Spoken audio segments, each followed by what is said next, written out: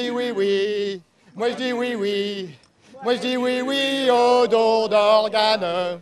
J'étais chez le médecin pour faire des analyses de sang. Mes reins ne fonctionnaient plus.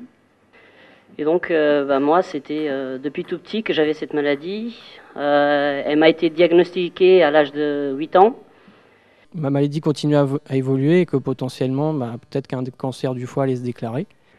Et j'ai attendu 2 ans pour être greffé. Le 1er février, j'ai été greffé, 1er février 2011.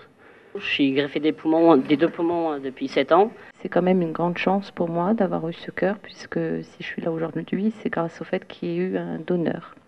Enfin, c'est pas très courant de parler de ça, donc j'ai trouvé l'occasion assez intéressante et c'est pour ça que on va dire que j'ai sauté dessus. Donc parce que c'est un sujet qui est peut-être sensible mais qui est vital. Pardonnez-moi pour l'expression, mais c'est ça. Aujourd'hui, à quelques heures du départ de la course du cœur, nous sommes au collège Jules Romain, dans le 7e arrondissement de Paris. Nous sommes venus, l'équipe des ambassadeurs du cœur et les parrains greffés de l'équipe GDF Suez, venus à la rencontre de jeunes, de collégiens, pour leur parler du don d'organes et de la greffe. Donc, comme j'étais dans une clinique, ça s'est passé très bien. On appelle, on vient me chercher dans la chambre. On me dit, Marco, l'heure est arrivée. Donc, il y a les pompiers, l'ambulance qui est déjà en bas. On t'emmène à l'hôpital. Et puis, 20 minutes après, j'étais à l'hôpital. J'étais déjà en train d'être préparé. J'ai pas eu Normalement, on nous dit de préparer un sac avec un certain nombre de choses. Donc, j'avais mon petit sac de près à côté de mon lit.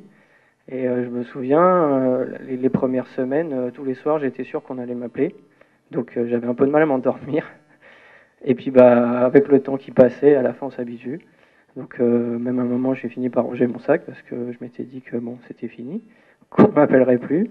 Et donc la salpêtrière m'appelle et me dit, voilà, Madame Michel, on a une bonne nouvelle, on a un cœur pour vous. Et en fait, c'est très bizarre ce qui se passe en nous, parce que c'est vrai qu'on est à la fois content d'entendre cette personne contente, mais pour partager sa joie, c'est assez difficile en fait, parce qu'on se dit, qu'est-ce qui m'arrive? Est-ce que vraiment faut que je montre aussi que je suis contente?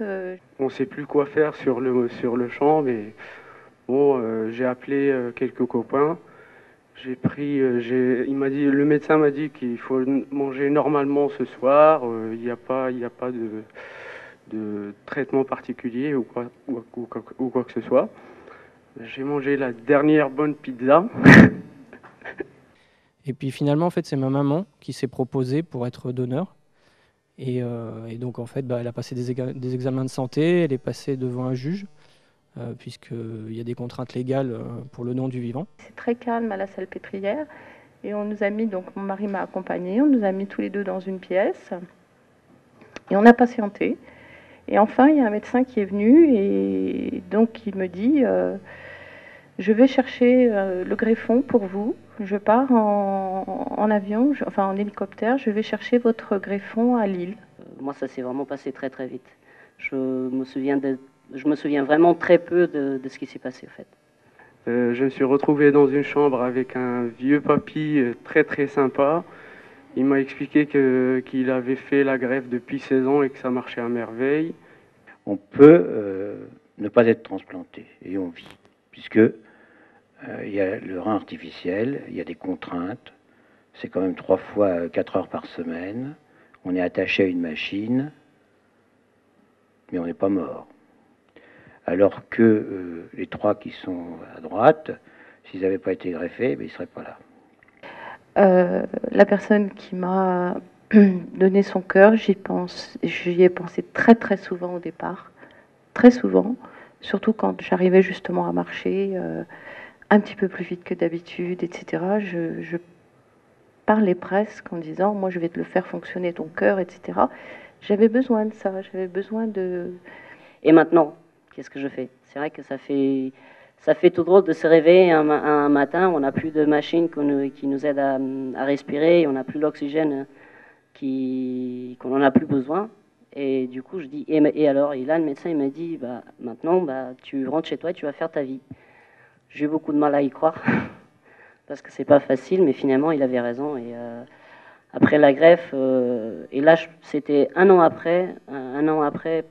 J'étais déjà en train de travailler chez GDF Suez à plein temps. Et je faisais déjà du sport. Aujourd'hui, je fais du futsal, je fais du VTT. J'ai avec Laurent et Guillaume qui sont là. Et puis après, quand on se réveille, c'est formidable, quoi, parce que quand on se réveille, on peut respirer, on peut vivre. Enfin, je veux dire, c'est quelque chose d'incroyable de savoir que toute sa vie, on reste avec beaucoup de difficultés pour respirer. Et le jour où vous avez ce don qui vous redonne la vie, vous avez tout votre corps, vous sentez tout votre oxygène qui rentre dans le corps, vous pouvez respirer, vous n'avez plus les mains froides, vous n'avez plus... c'est quelque chose d'extraordinaire. Alors moi dans mon cas, donc quand je suis tombé malade, j'étais en 2e année d'école d'ingénieur, donc après ma grève j'ai terminé mon école, puis par la suite je suis rentré à la direction informatique de GDF Suez. Moi c'est pas du tout difficile parce que je suis certaine que je serai donneur, parce que pour moi c'est... La question ne se pose même pas, je ne vois pas pourquoi on ne serait pas donneur parce que quand on est mort, voilà, ça ne servirait plus à rien. Donc autant pouvoir sauver autant de personnes que l'on veut. Et voilà. Comme Louise, justement, on y avait vraiment pensé. Et, on trouvait ça complètement normal de donner nos organes. Parce que c'est vrai que quand on est mort, on n'en a plus besoin. Il y a plein de gens qui attendent d'être greffés. Et autant sauver des vies. Justement, de rendre juste des gens heureux et de pouvoir leur donner un peu plus de vie, ouais, moi je serais totalement d'accord pour le don d'organes. Moi je dis oui, oui au don d'organes.